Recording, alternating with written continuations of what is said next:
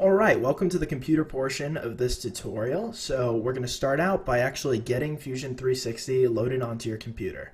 So to do that, you're going to go to the link I'm going to have in the description of this video, which is the Autodesk Fusion 360 website, and you're going to arrive at this page here. Now the first thing you're going to want to do when you arrive at this page is you're going to want to click sign in, and you're going to want to create an account. Now I'm not going to go through that process here because I already have an account, but you're going to want to do that because Fusion 360 is a cloud software, so everything you do is going to be stored in the cloud through your account. So you're going to want to have that set up before you even download it.